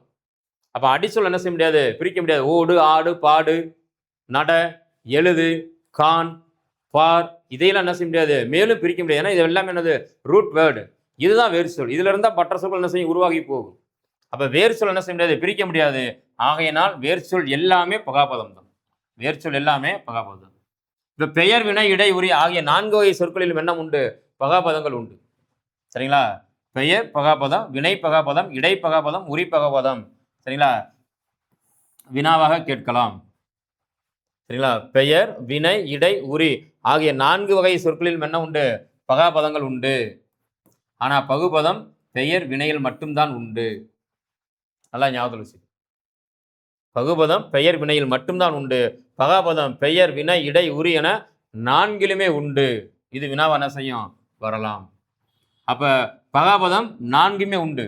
4 என்னென்ன பகாபதம்? பெயர் பகாபதம், வினை பகாபதம், இடை பகாபதம், உரி பகாபதம். அப்ப பெயர் பகாபதம் என்ன? நிலம், லேண்ட குறிக்குது. நீர், வாட்டர், நெருப்பு, காற்று 4 சொல் இருக்கு. இதையெல்லாம் இதுக்கு மேல என்ன செய்ய முடியாது? நம்மளால பிரிக்க முடியாது. காற்று எப்படி பிரிக்க முடியும்? கார் கூட்டல் ட்ரூனா பிரிக்க முடியும்? இல்ல கால் கூட்டல் ஊன்னு பிரிக்க முடியுமா? பிரிச்சு என்ன தராது? பொருள் தராது. அப்ப பிரிக்க முடியாது. சரிங்களா? ஆகையினால் இது எல்லாமே பெயரை குறிக்கிறனால பெயர் பகாபதம். இப்ப நட, வா, படி, வாழ் இதெல்லாம் என்னது? வினை சொற்கள். வினையினுடைய வேறு சொற்கள். அப்ப நடவை என்ன செய்ய முடியாது, நான் கூட்டல் டான் என்ன செய்ய முடியாது, நான் கூட்டல் டான்னு பிரிக்க முடியாது. பிரிச்சால் என்ன செய்யாது, பொருள் தராது. அப்ப அது வினை பகாபதம். அடுத்து மண்ணு, கொள்ளு, தில்லு, போல், போல போ கூட்டல் இல்லுன்னா பிரிக்க முடியும். பிரிச்சால் என்ன செய்யாது, பொருள் ரெண்டுமே பொருள் தரும். இது பொருள் தரும், இது கூட என்ன செய்யாது, பொருள் தராது. அப்ப பிரிக்க முடியாது. அப்ப இடை சொற்களை பிரிக்க முடியல, அதனால இடை பகாபதம். அதே மாதிரி உரி சொற்கள் உரு, தவ, நனி, சரிங்களா, இதெல்லாம் என்னது உரி சொற்கள். இது என்ன செய்ய முடியாது, பிரிக்க முடியாது. உருவ ஊ கூட்டல் ரூன்னு என்ன செய்யக்கூடாது, பிரிக்கக்கூடாது. பிரித்தால் என்ன செய்யாது, பொருள் தராது. மறுபடியும் என்ன செய்ய முடியாது, சேர்க்க முடியாது. விதிகளின் அடிப்படையில் சேர்க்க முடியாது. அப்ப வினை பகாபதம் நான்கின் அடிப்படையில் என்ன செய்ய, 4 சொற்களும் என்ன செய்ய வரும். சரிங்களா, பெயர் பகாபதம், வினை பகாபதம், இடை பகாபதம், உரி பகாபதம் என பகாபதம் 4 வகைப்படும். வினா கேட்டாலும் உங்களுக்கு தெரியணும். பகுபதம் பெயர் வினையை மட்டும் என்ன செய்ய நம்மளால பிரிக்க முடியும். சரிங்களா, அந்த இயல்ல என்ன செய்யறோம், நம்ம ஓரெழுத்து ஒரு மொழியையும் பகுபதம் பகாபதத்தை என்ன செஞ்சிருக்கோம், பார்த்திருக்கிறோம். அப்ப நன்னூலின்படி தமிழில் உள்ள ஓரெழுத்து ஒரு மொழியுடைய எண்ணிக்கை எத்தனைன்னு கேட்கிறாங்க. சரிங்களா, நன்னூலின்படி தமிழில் உள்ள ஓரெழுத்து ஒரு மொழிகளின் எண்ணிக்கை 42. 40 நெடில் எழுத்துக்கள், 2 குறில் எழுத்துக்கள். சரிங்களா, 42. இப்ப என்னுடைய வினா என்ன அப்படின்னா, தமிழில் உயிரெழுத்துக்கள் 12இல் தொல்காப்பியர் கூறுகின்ற ஓரெழுத்து ஒரு மொழி எத்தனை? உயிரெழுத்துக்கள்ல ஓரெழுத்து ஒரு மொழி தொல்காப்பியர் எத்தனைன்னு சொல்றாரு. இது நான் உங்களுக்கு கேட்கிற வினா. கீழே கமெண்ட்ல போட்டுருங்க. அப்ப 40 தவறு, 44 இல்லை, 46 இல்லை. அப்ப எழுதினான் என்பது எவ்வகையான சொல் அப்படின்னு கேட்கிறாங்க. எழுதினான் என்பது ஒரு வினை சொல், அதனால பெயர் கிடையாது. சரிங்களா, ரெண்டு, ஒன்று வினை பகுபதமா இருக்கணும், இல்லை வினை பகாபதமா இருக்கணும். சரி, அந்த எழுதினான் என்பதை பிரிக்க முடியுமா அப்படின்னு பார்த்தா பிரிக்கலாமே. எப்படி பிரிக்கலாம், எழுது கூட்டல் இன் கூட்டல் ஆண் அப்படின்னு பிரிக்கலாம். எழுது கூட்டல் இன் கூட்டல் ஆண் அப்படின்னு என்ன செய்யலாம், பிரிக்கலாம். அப்ப அந்த எழுதினான் என்பது என்ன செய்ய முடியுது, பிரிக்க முடியுது. பிரிக்க முடிஞ்சாலே அந்த பகுபதம். எழுதினான் என்பது வினை சொல், ஆகையினால் வினை பகுபதம் என்பது சரி. அப்ப வினை பகாபதம் எப்படி சார் வரும், எழுது அப்படின்னு வரும். பகாபதம்னா பிரிக்க முடியாது. இந்த எழுது என்பது என்ன செய்ய முடியாது, பிரிக்க முடியாது. ஆகையினால் இது என்னது, வினை பகாபதம். சரிங்களா, தெரிஞ்சுக்கிறோம், அதுக்காக எழுதுறேன். அடுத்து பெயர் பகுபதம் டேஸ் வகைப்படும். பெயர் மொத்தம் என்னது, பொருள், இடம், காலம், சினை, குணம், தொழில் 6. பொருட்பெயர், இடப்பெயர், குணப்பெயர், சினைப்பெயர், தொழிற்பெயர் என்னது, மொத்தம் 6. அதனால 6 தானது விடை. பெயர் பகுபதம் 6 வகைப்படும். வினா கேட்கலாம், கண்டிப்பாக கேட்கக்கூடிய வினா தான். போன நேரம் கேட்டிருந்தாங்க நினைக்கிறது. பெயர் பகுபதம் எத்தனை வகைப்படும், 6 வகைப்படும். பொருட்பெயர், ஒரு இடப்பெயர், காலப்பெயர், சினைப்பெயர் அல்லது குணப்பெயர், பொருள், இடம், காலம், சினை, குணம், தொழில் என்று 6 வகைப்படும். காலத்தை காட்டும் பகுபத உறுப்பு எது? எது காலத்தை காட்டும், இடைநிலை தான் காலத்தை காட்டும். இப்ப சந்தி காலம் காட்டாது. விகுதி அது என்ன சொல்லணும்னா சொல்லுமே ஒழிய காலம் காட்டாது. பகுதியும் காலம் காட்டாது. சரிங்களா, அப்ப காலம் காட்டக்கூடியது என்னது, இடைநிலை தான். இடைநிலை எத்தனை வகைப்படும், 3 வகைப்படும். என்னென்ன, டென்ஸ் அடிப்படையில், காலத்தின் அடிப்படையில் 3 தான். இறந்த காலம், இறந்த கால இடைநிலை, நிகழ்கால இடைநிலை, எதிர்கால இடைநிலை.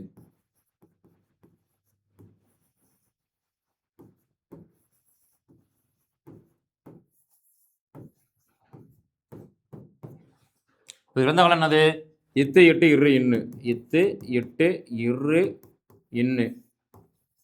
இந்த விஷயம்லாம் ஏற்கனவே சொன்னதா சொல்லியிருப்பேன். மறுபடியும் ஏன் ஞாபகப்படுத்துறேன் அப்படின்னா, இலக்கணம் என்பது ஒரு முறைக்கு இருமுறை நம்ம என்ன செய்யணும், தொடர்ச்சியாக அதனுடைய இருக்கணும். அப்பதான் நமக்கு என்ன செய்யாது, நினைவில் இருக்கும். இப்போ நிகழ்காலம் கிறு கின்று ஆனின்று, கிறு கின்று ஆனின்று.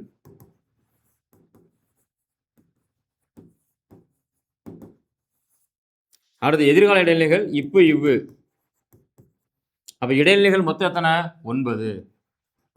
கால இடைநிலைகள் இதுக்கு பேர். இந்த 9க்கு என்ன பேரு, 1 2 3 4 5 6 7 8 9. இப்படி வினா கேட்டா கூட இடைநிலைகள் மொத்தம் எத்தனைன்னு கேட்டா கூட கால இடைநிலைகள் மொத்தம் எத்தனை 9ன்னு தெரியணும். சரிங்களா, ரைட். அடுத்து பொறுத்துறை கொடுத்துருக்காங்க. பெயர் பகுபதம், இந்த இருக்கிறதுலே எது பெயர் சொல், பெரியார். பெரியார் என்பதானது பெயர் சொல். ஆகையினால இந்த சொல்ல என்ன செய்ய முடியும்? பிரிக்க முடியும். ஆகையினால் இதுதான் பெயர் பகுபதம் 1. அடுத்து வினை பகுபதம். வினைச்சொல்லை எது பிரிக்க முடியாது? இந்த ரெண்டுமே வினைச்சொல் கிடையாது. இப்போ வாழ்ந்தான் என்பதானது வினைச்சொல். இந்த சொல்ல பிரிக்க முடியும். ஆகையினால் இது 2. அடுத்து இடைப்பகாபதம் எது அப்படின்னா மண் என்பது இடைச்சொல். அதை என்ன செய்ய முடியாது? பிரிக்க முடியாது. ஆகையினால் அது இடைப்பகாபதம். உரிப்பகாபதம் நனி என்பது உரிச்சொல். சரிங்களா? அதை பிரிக்க முடியாது. ஆகையினால் அது உரிப்பகாபதம். அவ்வளவுதான். சரிங்களா? முடிஞ்சா? அடுத்து சரியான பகுபத உறுப்பை எழுதுக. போவால் கொடுத்துருக்காங்க. இது என்ன பகுபத உறுப்புகள் என்னன்னு கேட்குறாங்க. பகுபத உறுப்புகள் மொத்தம் 6. பகுதி, விகுதி, இடைநிலை, சந்தி, சாரியை, விகாரம். கொஞ்சம் வேகமாக போகலாம். போ என்பது என்னது? பகுதி. எப்பவுமே முதல் சொல் பகுதி தான். போ பகுதி. இவ் என்பது என்னது? எதிர்கால இடைநிலை. எதிர்கால இடைநிலை. அடுத்து ஆள் என்பது என்னது? விகுதி. என்ன விகுதி? பெண்பால் வினைமுற்று விகுதி. பெண்பால் வினைமுற்று விகுதி. இங்கிட்ட நடக்கின்றான். நடை என்பது என்னது? பகுதி. இக்கு என்பது என்னது? சந்தி. மெய்யெழுத்து எல்லாமே சந்தியாக வரும். அடுத்து கின்று என்பது என்னது? கின்று என்பது இடைநிலை. இடைநிலை என்ன இடைநிலை? நிகழ்கால இடைநிலை. ஏன்னா பிரசன்ட்ல நிகழ்கால இடைநிலை.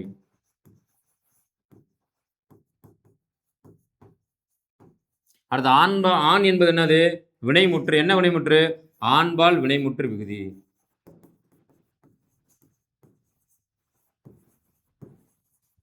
ஆண்பால் வினைமுற்று விகுதி. அவ்வளவுதான். அழகா பிடிச்சிட்டோம். அடுத்து பின்வரும் சொற்களை பிரித்து பகுபத உறுப்புகளை எழுதுக. பார்த்தான், பாடுவார். இதெல்லாம் நீங்க என்ன செய்யுங்க? பாடம் பார்த்துட்டீங்க. நீங்க என்ன செய்யுங்க? கொஞ்சம் பயிற்சி எடுங்க. முயற்சி பிளஸ் பயிற்சி ஈக்குவல் டு வெற்றி. சரிங்களா? பாடம் நடத்திட்டேன். எப்படின்னு சொல்லிட்டேன், எப்படி பிரிக்கணும்னு சொல்லிட்டேன். இந்த 2 சொற்களை நீங்க என்ன செய்யுங்க? பிரித்து பார்த்து வீட்டில் ஒரு நோட் எடுத்து என்ன செய்யுங்க? பிரித்து பாருங்க. சரியா பிரிச்சிட்டீங்கன்னா பகுபத உறுப்பு இலக்கணம் உங்களுக்கு புரிந்தது என்பது பொருள். பிரிக்கலைன்னா அந்த வகுப்பு என்ன செய்யுங்க? ஒரு முறைக்கு 2 முறை பார்க்கவும். வேற எதுவும் கொடுத்துருக்காங்களா? கீழ்காணும் சொற்களை அறுவகை பெயர்களாக வகைப்படுத்தி எழுதுக அப்படின்னு கொடுத்துருக்காங்க. பொருட்பெயர், இடப்பெயர், காலப்பெயர், சினைப்பெயர், குணப்பெயர், தொழிற்பெயர். சரிங்களா? இப்போ இதெல்லாம் என்னது? ஈஸி தான். பொருளை குறிக்கக்கூடிய பெயர்லாம் பொருட்பெயர். இடத்தை குறித்து வந்தால் அது இடப்பெயர். காலத்தை குறித்து வந்தால் அது காலப்பெயர். சரிங்களா? இப்போ 5 மணின்னு கொடுத்துருக்காங்க. அதெல்லாம் தூக்கி நீங்கள் என்ன செய்யலாம்? காலப்பெயரில் போட்டுடலாம். சரிங்களா? சினைப்பெயருக்கு என்ன கொடுத்துருக்காங்க? முகம். முகம் என்பது உறுப்பு. சரிங்களா? அதனால அது என்னது? சினைப்பெயரில் நீங்கள் போட்டுடலாம். அடுத்து குணம் அல்லது பண்பு. செம்மை என்பது என்னது? மை விகுதி வந்துட்டாலும் அது குணம் தான், பண்பு தான். குணம் என்றாலும் பண்பு என்றாலும் ஒன்று தான். இங்கே வேணா எழுதுகிறேன். பண்பு பெயர்னாலும் குணப்பெயர்னாலும் ஒன்று தான். நான் குழம்பிடக்கூடாது. நீங்கள் பண்பு பெயர்னு படிச்சிருக்கீங்க, குணம்னு கொடுத்துருக்காங்க. அடுத்து தொழில் என்பது என்னது? கேட்டல், கேட்கறது. சரிங்களா? வினை தொழில். இந்த மாதிரி பொருள், இடம், காலம், சினை, குணம், தொழில். இது என்ன செய்யுங்க? இதை பார்த்துக்குங்க. ஏன்னா மேலே நம்ம என்ன சொல்லிட்டோம்? பொருட்பெயர், இடப்பெயர், காலப்பெயர், சினைப்பெயர், குணப்பெயர், தொழிற்பெயர் வரை பார்த்துட்டோம். சரிங்களா? இதில் அப்படியே எதுக்கு வரும் அப்படிங்கிறத நீங்கள் நோட்டில் எழுதி பழகுங்க. நீங்கள் எழுதுனீங்கன்னா ஆட்டோமேட்டிக்காக என்ன செய்யாது? எதுவுமே மறக்காது. இதிலிருந்து ஏதாவது ஒரு சொல்ல கொடுத்து கூட என்ன செய்யலாம்? அது என்ன வகை பெயர் என்ன செய்யலாம்? நம்மகிட்ட வினா கேட்கலாம். அடுத்து பயிற்சி கொடுத்ததெல்லாம் நீங்கள் எழுதி பார்க்கணும், மறந்துடக்கூடாது. அடுத்து வந்து இடம். இடம் 3 வகைப்படும். தன்மை, முன்னிலை, படர்க்கை. தன்னை குறித்து வந்தால் தன்மை. தனக்கு முன்னிலையில் இருப்பவரை குறித்தால் அது முன்னிலை. தனக்கும் தன் முன் இருப்பவருக்கும் அருகில் இருப்பவரை குறித்தால் அது படர்க்கை. அவ்வளவுதான். சரிங்களா? தன்னை குறிப்பது தன்மை. எடுத்துக்காட்டு நான், நாம், நாங்கள், என், எம், எங்கள். சரிங்களா? இதெல்லாம் என்னது? தன்னை குறிக்கக்கூடிய தன்மை சொற்கள். முன்னால் இருப்பவரை குறிப்பதற்கு என்னது? முன்னிலை. நீ, நீங்கள், நீர், நீவீர், உன், உங்கள் என்பது பொருள். இதெல்லாம் என்னது? முன்னால் இருக்கக்கூடியவரை சொல்றது. அடுத்து தன்னையும் முன்னால் இருப்பவரையும் அல்லாமல் 3ஆம் அவரை குறித்தால் அது என்னது? படர்க்கை. அவன், அவள், அவர், அவர்கள், அது, அவை, இவன், இவள், இவை, இவை எல்லாமே. இப்போ வினா எப்படி கேட்டுக்கலாம்? இவன், இவள், இவை இம்மூன்றும் என்னன்னு கேட்கலாம். சரிங்களா? இவன், இவள், இவை என்பது என்ன என்ன இடப்பெயரில் என்ன செய்ய, என்ன இடத்துல இது வரும் அப்படின்னு கேட்டாங்கன்னா நம்ம என்ன செய்வோம்?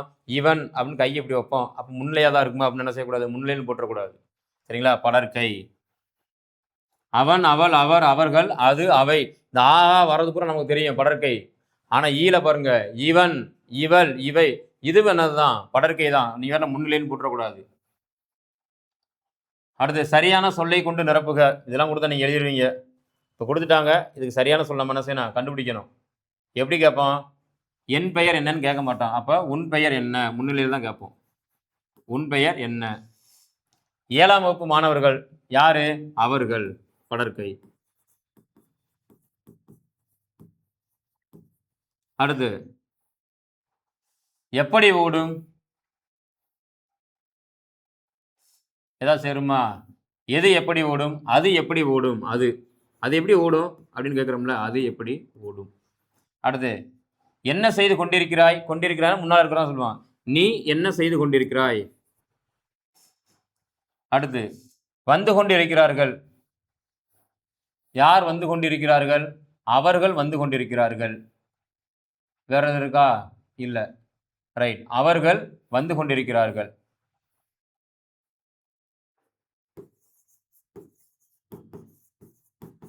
அவ்வளவுதான். அவர்கள் வந்து கொண்டிருக்கிறார்கள்.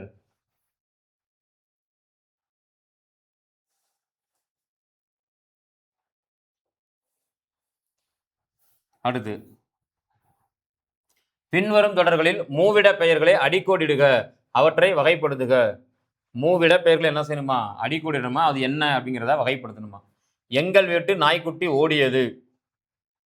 இவர்தான் உங்கள் ஆசிரியர். நீர் கூறுவது எனக்கு புரியவில்லை. எனக்கு அது வந்ததா என்று தெரியவில்லை. நீயே கூறு. உங்களோடு நானும் உணவு உண்ணலாமா? சரிங்களா? இப்போ இதெல்லாம் என்னது? என்ன வகையான இடப்பெயர்கள்? இப்போ எங்கள் என்பது எதை குறிக்கும்? சரிங்களா? அடுத்து இவர்தான் என்பது எதை குறிக்கும்? தன்மையா, முன்னிலையா, படற்கையா? நீங்கள் எழுதணும். நான் எல்லாத்தையும் எழுதிட்டு இருக்க மாட்டேன். சொல்கிறேன், அப்படியே என்ன செய்ய, நீங்கள் எழுதிக்கிட்டே வாங்க. நோட் இருந்தால் நோட் எடுத்து எழுதிங்க. இல்லை புக் வச்சுருந்தீங்கன்னா புக் வச்சு நீங்கள் நியாயமாக அந்த டெட்டு இலக்கண வகுப்பு பார்க்கும்போதெல்லாம் புத்தகம் கையில் இருந்தால் ரொம்ப நல்லது. தங்கமாக போகும் உங்களுக்கு. சரிங்களா? பாடத்தை கவனிச்சுட்டு அப்படியே புக்கில் என்ன செய்யலாம், அண்டர்லைன் பண்ணிடலாம், புக்கில் எழுதிக்கிட்டே வந்துடலாம். வேலை முடிஞ்சு வரும். தமிழில் 30 வாங்கிடலாம். நீர் கூறுவது எனக்கு. இப்போ நீர் என்பது என்னது? எனக்கு என்பது என்ன? எனக்கு தன்மையா, முன்னிலையா, படற்கையா? நீர் தன்மையா, முன்னிலையா, படற்கையா? எனக்கு அது வந்ததா? எது? அது அது என்பது எதை குறிக்கும்? நீயே கூறு. இதில் 3 இருக்கு. உங்களோடு நானும். ரைட். இப்போ மூவிட பெயர்களை நான் என்ன செஞ்சேன், அன்லைன் பண்ணிட்டேன். அதில் எது தன்மை, எது முன்னிலை, எது படற்கை அப்படிங்கிறத நீங்கள் என்ன செய்யணும், தெரிந்து கொள்ள வேண்டும். அவ்வளோதான். வேற எது இருக்கா? இல்லை, அவ்வளோதான்.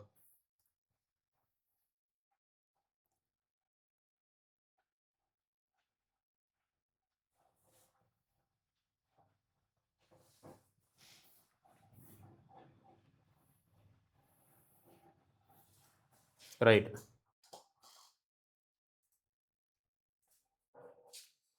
அடுத்து ஓரெழுத்து சொற்களால் நிரப்புக. சரிங்களா? டேஸ் புள்ளை மேயும். எது புள்ளை மேயும்? ஆ. ஆனனது பசு. சரிங்களா? ஆ புள்ளை மேயும். சுடும். எது சுடும்? தீ. தீனா நெருப்பு. நெருப்பு சுடும். தீ சுடும். எது பேசும்? நானா நாக்கு. நா பேசும். எது பறக்கும்? ஈ பறக்கும். எது மனம் வீசும்? பூ என்ன செய்யும்? மனம் வீசும். சரிங்களா? அடுத்து பின்வரும் எழுத்துக்களுக்கு பொருள் எழுதுக. தீ. தானா கொடு என்பது பொருள். தீனா நெருப்பு. தீ என்பதற்கு என்ன பொருள்? நெருப்பு என்பது பொருள். அடுத்து பா என்பது என்னது? பாடல். பாடல் எழுதினாலும் சரி அல்லது செய்யுள், ரெண்டையுமே பா என்பது என்ன செய்யும்? குறிக்கும். பானா பாட்டு அல்லது செய்யும். தைன் என்னது? தைத்தல் பொருள். தை மாதத்தை குறித்தாலும் சரிதான். வை என்பது என்னது? இங்கு புல்லை குறிக்கும். பொருளை வைத்தல் புல். மை என்பது என்னது? அஞ்சனம். கண்மை அப்படின்னு சொல்றோம்ல.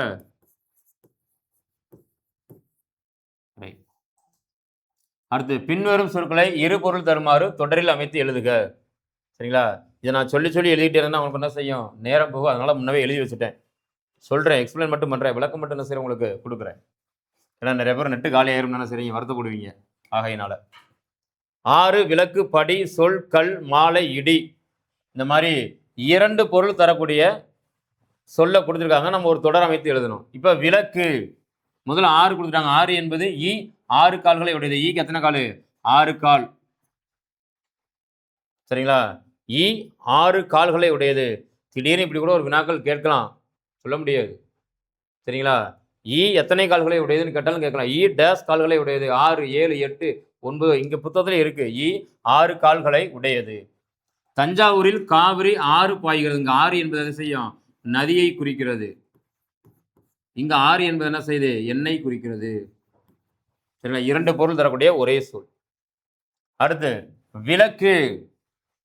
வீட்டில் விளக்கு ஏற்று. சரிங்களா? கார்த்திகை மாதம் விளக்கு ஏற்றுறோம்ல, வீட்டில் என்ன செய்ய? மண் சுட்டியில எண்ணெய் ஊற்றி அதை என்ன செய்வோம்? திரிய வைத்து விளக்கு ஏற்றுவோம். இன்னைக்கு பூரா மெழுகுவர்த்தி தான் ஏற்றிட்டு இருக்கோம். விளக்கு ஏற்றுறதே கிடையாது. வீட்டில் விளக்கு ஏற்று. அங்க விளக்கு என்பது அதை குறிக்கும். பாத்திரம் விளக்கு. பாத்திரத்தை என்ன செய்யறது? விளக்குறது. சரிங்களா? அடுத்து படி. படியில் அமர்ந்தேன். வாசப்படியில உட்கார்ந்துருக்குது. பாடம் படித்தேன். பாடம் படித்தல். இங்க என்னது? வாசப்படியை குறிக்குது. இங்க படித்தல் தொழிலை என்ன செய்து குறிக்கிறது. அடுத்து 3 சொல்லு. சொல் 4 வகைப்படும். சொல் என்பது 4 இலக்கண வகையில. அவன் யாரென சொல் கூறுன்னு அர்த்தம். அவன் யாரென சொல் சொன்னது கூறு அப்படின்னு அர்த்தம். அடுத்து கல். இளமையில் கல். படி அப்படின்னு அர்த்தம். கல் என்னது? படி. கல்வி என்பது பொருள். படி அப்படின்னு அர்த்தம். சரியா? அடுத்து கல் என்பது கல், ஸ்டோன். மரத்தில் என்ன செய்யாத? கல் எடுத்து எரியாத. மரத்தில் கல் எரியாது. அடுத்து மாலை. இன்னைக்கு சாயங்காலம் பேச்சு வழக்கு. இன்று மாலை. என்ன வாங்கிட்டு வா? பூ மாலை வாங்கிட்டு வா. மாலை என்பது பொழுது. மாலை என்பது பூக்களால் தொடுக்கப்பட்ட மாலை. அடுத்து இடி. இடி இடித்ததால் என்னை அவன் இடித்தான். இடி இடிச்சல என்னை வந்து இடிச்சிட்டான். இடித்தல் தன்மையில் உடையது. அப்ப இடி இடித்தல். இடி இடிக்கிறனால சத்தம் கட்டதுனால அவன் என்ன வந்து என்ன செஞ்சான்? இடிச்சிட்டான், மோதிட்டான் அப்படின்னு அர்த்தம். சரிங்களா? ரைட். ஆக இதெல்லாம் அது ஒரு வகையில் நம்ம என்ன செய்யணும்? இந்த ஓரெழுத்து ஒரு மொழிகள் கண்டிப்பாக 2 வினாக்கள் என்ன செய்யும்? இந்த ஓரெழுத்து ஒரு மொழிகள் மட்டுமே வரும்.